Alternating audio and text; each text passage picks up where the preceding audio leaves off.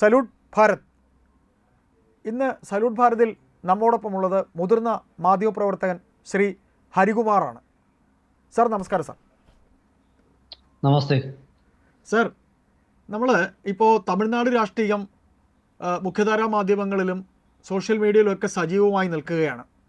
ദ്രാവിഡ മുന്നേറ്റ കഴകവും AIDMKയും, അതായത് DMK AIDMK ഒക്കെ ഭരണത്തിൽ നിന്ന് മാറുന്നു. അതായത് ദ്രാവിഡ ഭരണം, അതായത് അവിടുത്തെ തമിഴ്നാടിൻ്റെ ഇതുവരെ ഉണ്ടായിരുന്ന അവർ പറഞ്ഞു വെച്ച കൾച്ചറിൽ നിന്നൊരു മാറ്റം ഉണ്ടാകുന്നു. പുതിയൊരു ഭരണ സംവിധാനത്തിലേക്ക് തമിഴ്നാട് പോകുന്നു.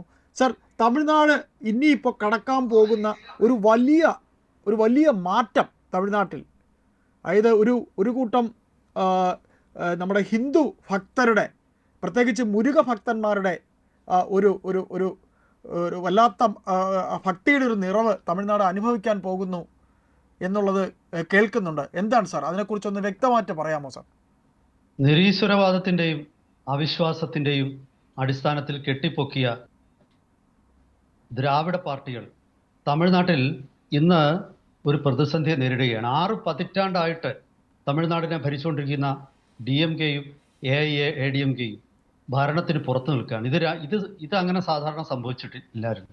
ഒന്നുകിൽ DMK അല്ലെങ്കിൽ AIADMK. ഇപ്പൊ ഇത് രണ്ടുമില്ലാത്ത ഒരവസ്ഥയിലെത്തി. അത് വെറും രാഷ്ട്രീയത്തിൽ മാത്രമല്ലത്, ഇവരുടെ അടിസ്ഥാന വിശ്വാസത്തിൽ നിന്നും വ്യത്യസ്തനായ ഒരാളാണ് വിജയ്. കാരണം അദ്ദേഹം പരസ്യമായിട്ട് പറഞ്ഞിരുന്നു ആത്മീയതയിൽ ഊന്നിയ ഒരു മതനിരപേക്ഷതയെന്ന്.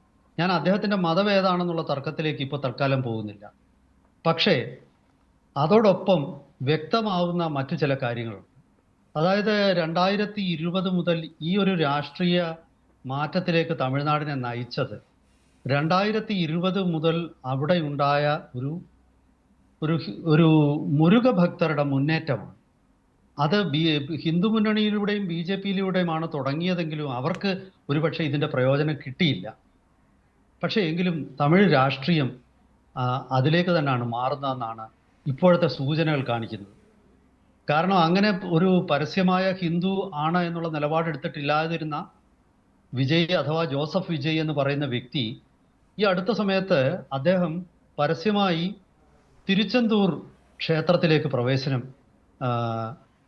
പ്രവേശിച്ചു. അദ്ദേഹം അവിടെ ക്ഷേത്ര ദർശനം നടത്തി. അവിടെ തിരുച്ചെന്തൂരിൽ കയറണമെങ്കിൽ സനാതന ധർമ്മത്തിൽ വിശ്വസിക്കുന്നു എന്ന് എഴുതി കൊടുക്കേണ്ടതുണ്ട്. മാത്രവുമല്ല അദ്ദേഹത്തിന് അവിടെ നിന്നൊരു വേലാണ്, അതായത് മുരുക ഭഗവാന്റെ ആയുധമായ വേലായുധൻ എന്നാണല്ലോ നമ്മൾ കേരളത്തിലെ പലയിടത്തും മുരുകനെ അറിയപ്പെടുന്നത്. വേലായുധമായ അദ്ദേഹത്തിന് അതാണ് അവിടുന്ന് പിന്നെ ആ ക്ഷേത്രത്തിൽ നിന്നും ഒരു വേൽ കൊടുത്തിട്ടാണ് അദ്ദേഹത്തെ ക്ഷേത്രത്തിനുള്ളിലേക്ക് സ്വീകരിച്ചത്. അത് ഒരു പ്രതീകാത്മകമാണെങ്കിലും അത് ഒരു വലിയ രാഷ്ട്രീയ മാറ്റത്തെയാണ് സൂചിപ്പിക്കുന്നത്. നമുക്കറിയാം ഈ കഴിഞ്ഞ 2020 മുതലുള്ള കാലഘട്ടത്തിൽ പിന്നെ തമിഴ്നാട്ടിൽ നടന്ന ഒരുപാട് വേൽ യാത്രകൾ ഉണ്ടായിരുന്നു BJPയുടെ നേതൃത്വത്തിൽ. അന്ന് BJP സംസ്ഥാന പ്രസിഡന്റായിരുന്ന L. മുരുകനായിരുന്നു എന്നാണ് ഞാൻ ഓർക്കുന്നത്.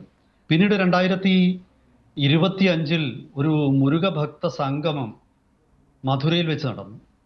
അതുപോലെ തിരുപ്പരാൻകുണ്ട്രം ക്ഷേത്രവുമായിട്ട് ബന്ധപ്പെട്ട വലിയ ഒരു മുന്നേറ്റം അവിടെ ഉണ്ടായി. അവിടെ ആരാധന നടത്തുന്നത് സംബന്ധിച്ച് ചില ന്യൂനപക്ഷ സമുദായക്കാർ ആ ആരാധനാ കേന്ദ്രത്തിന്റെ ഒരുപാട് ഭാഗങ്ങൾ കൈവശപ്പെടുത്താൻ വന്നപ്പോൾ അതിനെതിരെ വലിയ ജനകീയ മുന്നേറ്റം അവിടെ ഉണ്ടായി.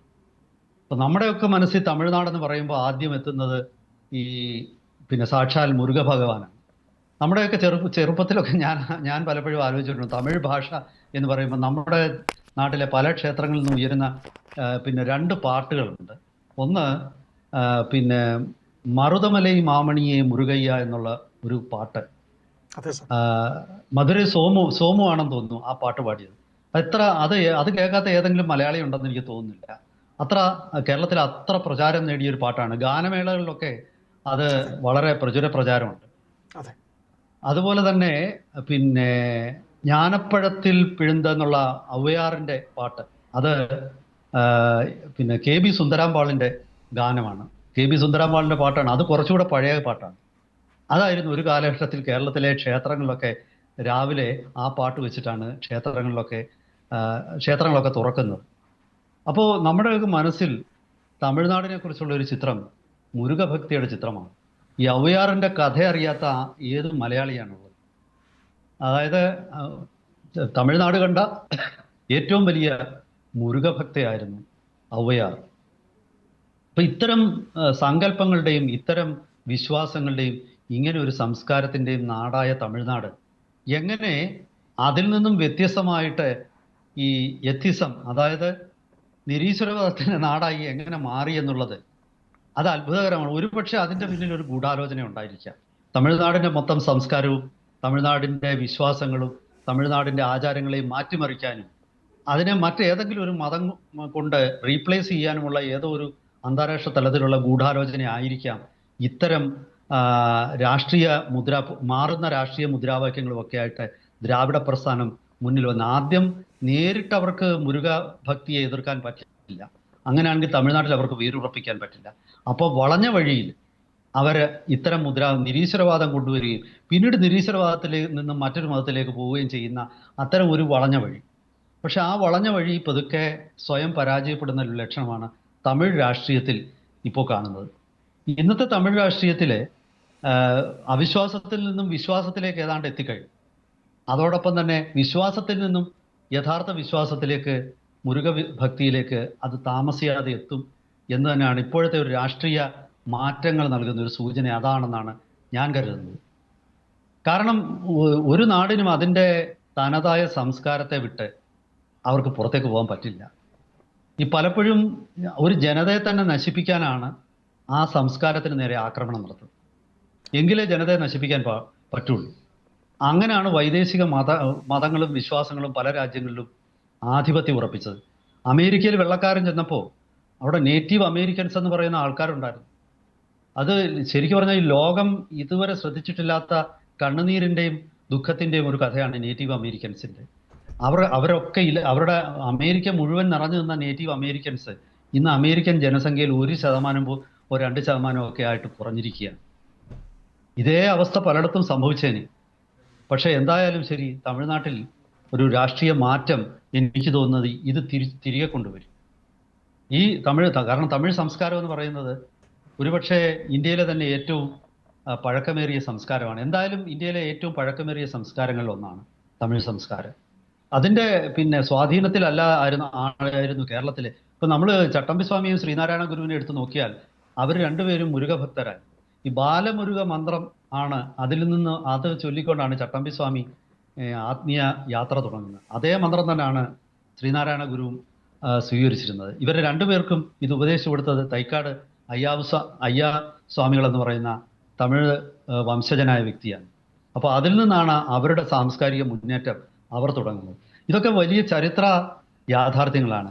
ഇതിനെ രാഷ്ട്രീയത്തിലേക്ക് കൊണ്ടുവന്ന് ആ രാഷ്ട്രീയത്തിൽ മുന്നോട്ട് കൊണ്ടുപോകുന്നതിന് പകരം 1967 അണ്ണാദുരൈയുടെ നേതൃത്വത്തിൽ നടന്ന ഈ ഒരു ദ്രാവിഡ പാർട്ടികളുടെ മുന്നേറ്റം അവിടുന്ന് അന്നത്തെ കോൺഗ്രസ് ഭരണകൂടത്തെ ഇല്ലാതാക്കി. അവസാനത്തെ കോൺഗ്രസ് മുഖ്യമന്ത്രിയായിരുന്നു തമിഴ്നാട്ടിൽ ഭക്തവത്സലം. ആ ഭക്തവത്സലത്തിന്റെ ഭരണത്തെ മാറ്റിയിട്ടാണ് പിന്നീട് അണ്ണാദുരൈ മുഖ്യമന്ത്രിയാകുന്നത്. അതിനുശേഷമുള്ള കാലഘട്ടത്തിൽ MGR വന്നതോടുകൂടി നിരീശ്വരവാദത്തിന്റെ ഒരു യുഗം കുറേയൊക്കെ അവസാനിച്ചു. കാരണം MGR വിശ്വാസിയായിരുന്നു, പക്ഷെ എങ്കിലും പരസ്യമായിട്ട് പറയാൻ ധൈര്യപ്പെട്ടിരുന്നില്ല. ജയലളിത കുറച്ചുകൂടെ പരസ്യമായിട്ട് ക്ഷേത്രത്തിലൊക്കെ പോകുമായിരുന്നു. കാരണം നമുക്കറിയാമല്ലോ, ജയലളിത ഗുരുവായൂർ ക്ഷേത്രത്തിൽ വന്നു. അതെ, ഗുരുവായൂർ ക്ഷേത്രത്തിൽ വരികയും ഇവിടെ വലിയ സംഭാവനകൾ കേരളത്തിലെ ക്ഷേത്രങ്ങൾക്ക് കൊടുത്തു. പക്ഷെ അവരും ഈ നിരീശ്വരവാദത്തിനെ തള്ളിപ്പറയാനുള്ള ഒരു ധൈര്യം അവർക്ക് വന്നില്ല. പക്ഷെ ഈ ഇലക്ഷനിൽ ആദ്യമായിട്ട് നിരീശ്വരവാദത്തെ വിജയ് എന്ന രാഷ്ട്രീയക്കാരൻ തള്ളിപ്പറയും. അതൊരു തമിഴ് രാഷ്ട്രീയത്തിലെ ഒരു അടിസ്ഥാന മാറ്റം. ആ അടിസ്ഥാന മാറ്റം ഞാൻ പറഞ്ഞതുപോലെ നിരീശ്വരവാദത്തിൽ നിന്നും വിശ്വാസത്തിലേക്ക്, വിശ്വാസത്തിൽ നിന്നും യഥാർത്ഥ വിശ്വാസം, അതായത് മുരുകഭക്തിയിലേക്ക്, അല്ലെങ്കിൽ തമിഴ് സംസ്കാരത്തിലേക്ക്, അത് തിരിച്ചു പോകാതിരിക്കാൻ അവിടെ പറ്റില്ല. കാരണം ഇന്ന് തമിഴ്നാട്ടിൽ ചോദിക്കൂ.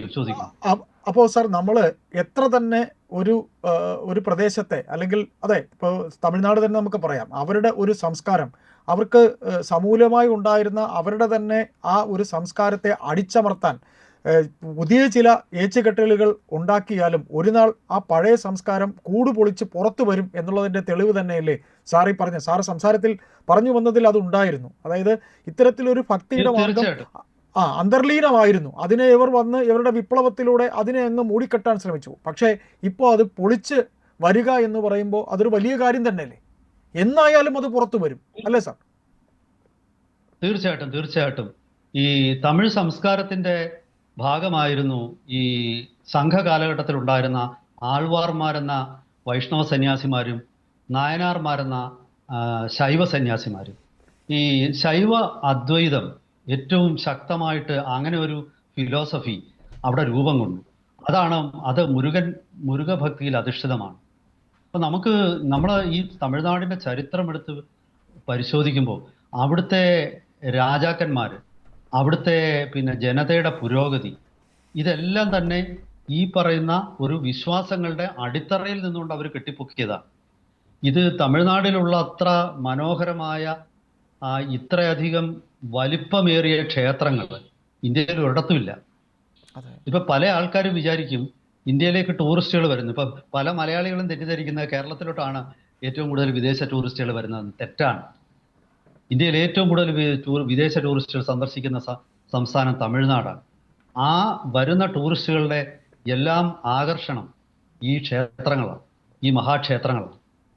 ഈ മഹാക്ഷേത്രങ്ങളുടെ ചുറ്റുമാണ് അവിടുത്തെ നാഗരികത പോലും രൂപം കൊണ്ടിട്ടുള്ളത്.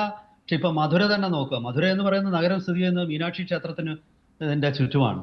അപ്പോൾ അവിടെ ഞാൻ വീണ്ടും തിരിച്ച് നമ്മുടെ ഈ രാഷ്ട്രീയത്തിലേക്ക് തിരിച്ചു വരികയാണ്.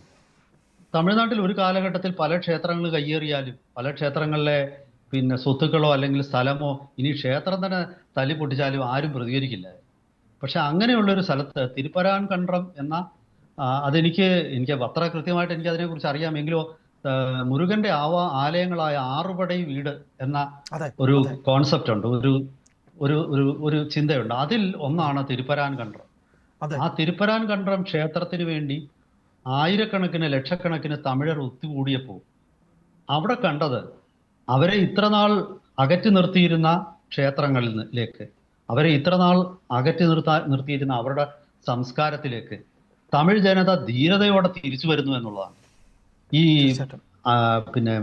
ഒരു എത്തിസ്റ്റിക് സെക്കുലറിസം എന്നത് അത് ഒരു മധുരം പൊതിഞ്ഞ ഒരു വിഷമാണ്. കാരണം നിരീശ്വരവാദത്തിൽ ഊന്നി നിൽക്കുന്ന മതനിരപേക്ഷത എന്ന് പറയുമ്പോഴും അത് ഒരാളുടെ മതനിരപേക്ഷതയെ മാത്രമേ ഉറപ്പാക്കുന്നുള്ളൂ. അതായത് ഹിന്ദുവിൻ്റെ. അവിടെ ക്രിസ്ത്യാനിക്കോ മുസ്ലിമിനോ തൻ്റെ ആരാധനാലയങ്ങളിൽ പോകുന്നതിന് ഈ മതനിരപേക്ഷതക്കാർ എതിർപ്പ് പറയാറില്ല സാർ. അപ്പോൾ നമുക്ക് ഒരു ചുരുക്കെഴുത്തിലേക്ക് പോകുമ്പോൾ ഈ തിരുപ്പരംകുണ്ട്രം അവിടുത്തെ ആ ഒരു പ്രശ്നമൊക്കെ സുപ്രീം കോടതിയിൽ നിൽപ്പുണ്ട്. സുപ്രീം കോടതിയിൽ തമിഴ്നാട്ടിൽ ആ കേസ് നിൽക്കുന്നുണ്ട്. അപ്പോൾ സാറ് പറഞ്ഞ ആ ഒരു നിരീശ്വരവാദത്തിൽ നിന്ന് ഒരു പൊളിച്ചെടുത്ത് വിജയുടെ ഒരു ഭരണകാലം അല്ലെങ്കിൽ വിജയുടെ ഭരണകാലം അല്ലെങ്കിൽ ഇനി അങ്ങോട്ട് അതിനൊരു പൊളിച്ചെടുത്ത് ഈശ്വര വിശ്വാസത്തിലേക്ക് ഈ അടിച്ചേൽപ്പിക്കപ്പെട്ട കുറേ കാര്യങ്ങളൊക്കെ തട്ടിമാറ്റി ഒരു മാറ്റം ഉണ്ടാകും എന്ന് തന്നെയല്ലേ കരുതേണ്ടത്? അപ്പോൾ നമുക്ക് ഈ സംസാരം അവസാനിപ്പിക്കുമ്പോൾ എന്തുകൂടിയാണ് സാറിന് പറഞ്ഞു വെക്കാനുള്ളത് ഇതിൽ? തീർച്ചയായിട്ടും ഞാൻ കരുതുന്നത് ഈ വിജയ് ആണെങ്കിലും മറ്റൊരാളാണെങ്കിലും തമിഴ്നാട്ടിൽ അധികാരത്തിൽ വന്നാൽ ഇനി ആ പഴയ ഒരു ദ്രാവിഡ പൊയ് വാക്യങ്ങളായിട്ടുള്ള ഈ ഏത്തിസവും അതുപോലെ തന്നെ ഏത്തിസത്തിൽ ഊന്നിയിട്ടുള്ള സെക്കുലറിസവും ഇനി തമിഴ്നാട്ടിൽ ചെലവാകുമെന്ന് എനിക്ക് തോന്നുന്നില്ല. ഇനി തമിഴ്നാട്ടിൽ വരാൻ പോകുന്നത് ആത്മീയതയുടെ മുന്നേറ്റമാണ്. അതിൻ്റെ അടിസ്ഥാനം ഇട്ട് കഴിഞ്ഞിരിക്കുന്നു. തമിഴ്നാട്ടിലെ ഇപ്പം നമുക്കറിയാം അതിൻ്റെ പ്രതിഫലനം കേരളത്തിലും ഉണ്ടാകാതിരിക്കാൻ സാധ്യതയില്ല. കാരണം നമുക്കറിയാം തമിഴ്നാട്ടിലെ ഈ മുരുക ക്ഷേത്രങ്ങളിലേക്ക് ഇപ്പോൾ പഴനി, കേരളത്തിൽ നിന്ന് എത്ര ആൾക്കാരാണ് പഴനിയിലേക്ക് പോകുന്നത്? തീർച്ചയായിട്ടും വലിയ കാവടിയുമായിട്ട് കേരളത്തിന്റെ അങ്ങോളം ഇങ്ങോട്ടുള്ള ഭാഗങ്ങൾ, പ്രത്യേകിച്ച് തെക്കൻ കേരളത്തിൽ എനിക്ക് തോന്നുന്നു എറണാകുളം തൊട്ട് തെക്കോട്ടുള്ള സ്ഥലങ്ങളിൽ നിന്നും വലിയ പ്രവാഹമല്ലേ അവിടേക്കുള്ളത്. തമിഴ്നാടിന്റെ മൊത്തത്തിലുള്ള ഒരു മാറ്റം ഇവിടെ തുടങ്ങിയിരിക്കുകയാണ്. ഇനി ആരാണ് അധികം ഇപ്പൊ എത്ര തന്നെ ദ്രാവിഡ പാർട്ടികൾ ഒന്നിച്ചു നിന്ന് ഇത്തരം മുന്നേറ്റങ്ങളെ തടുക്കാൻ ശ്രമിച്ചാലും എനിക്ക് തോന്നുന്നില്ല നടക്കുമെന്ന്. ഇപ്പം വിജയ് ഏറ്റവും ഒടുവിൽ ഭീഷണിപ്പെടുത്തുന്നത് അദ്ദേഹത്തിന് അധികാരം കൊടുത്തില്ലെങ്കിൽ, അദ്ദേഹത്തിനെ ഏറ്റവും വലിയ പാർട്ടി എന്നുള്ള നിലയിൽ മന്ത്രിസഭ ഉണ്ടാക്കാൻ ക്ഷണിച്ചില്ലെങ്കിൽ 108 MLA മാരും രാജിവെക്കുമെന്നാണ്. അതെ. അങ്ങനെ ഇനി ഒരു വലിയ പ്രശ്നമുണ്ട്, അതോടെ പറഞ്ഞിട്ട് ഞാൻ അവസാനിപ്പിക്കാം. അതായത് ഈ കഴിഞ്ഞ തെരഞ്ഞെടുപ്പ് വരെ ഈ തമിഴ്നാട്ടിൽ ഇത്തരം പിന്നെ ദ്രാവിഡ തത്വങ്ങളെ ചോദ്യം ചെയ്യാൻ ആരുമില്ലായിരുന്നു. പക്ഷേ അതിനെ പരസ്യമായി ചോദ്യം ചെയ്ത ഒരാള് ഈ ഇലക്ഷനിൽ ഏറ്റവും വലിയ ഒറ്റക്കക്ഷിയായി മാറി. അതായത് വിജയിക്കാൻ കഴിയും ഇലക്ഷനിൽ എന്ന് തെളിയിക്കപ്പെട്ടു. ഈ 108 MLA രാജിവെച്ചാൽ അവിടെ പ്രതിസന്ധി ഉണ്ടാകും. ഇനി ഒരു ഇലക്ഷൻ നടന്നാൽ വിജയ് ഇലക്ഷനിൽ മത്സരിക്കുന്നത് ഭരണത്തിലേറാൻ 100% കഴിവുള്ള ഒരു രാഷ്ട്രീയ പാർട്ടി എന്നുള്ള നിലയിലേക്ക്. കാരണം ഇതുവരെ സംശയിച്ചു നിന്ന ആൾക്കാർ തീർച്ചയായിട്ടും അവര് ഇദ്ദേഹത്തിന് വോട്ട് കൊടുക്കും. ആ രാഷ്ട്രീയ മാറ്റത്തിന് ധീരതയോടെ മുന്നോട്ട് വരാൻ ആള് വരും. അപ്പം വരാനിരിക്കുന്ന ആരായാലും ശരി, ഇപ്പോൾ പിന്നെ തുടക്കമിട്ടിരിക്കുന്ന ഒരു പുതിയ പാതയുണ്ട്. അത് ഒറിജിനൽ പാതയാണ്. അതാണ് യഥാർത്ഥ തമിഴിന്റെ വഴി. ആ വഴിയിലൂടെ അവർ നടക്കും. അത് യാതൊരു സംശയവും എനിക്ക് തോന്നുന്നില്ല. ഇത് ഒരുപക്ഷെ തെക്കേ ഇന്ത്യയെ തന്നെ മാറ്റിമറിക്കുന്ന ഒരു പുതിയ മൂവ്മെന്റ് ആയിട്ട് മാറാം. എന്തായാലും വരും ദിവസങ്ങളിൽ കൂടുതൽ അപ്ഡേറ്റ്സുമായിട്ട് നമുക്ക് നമ്മുടെ പ്രേക്ഷകരെ സമീപിക്കാം. എല്ലാവർക്കും നമസ്കാരം.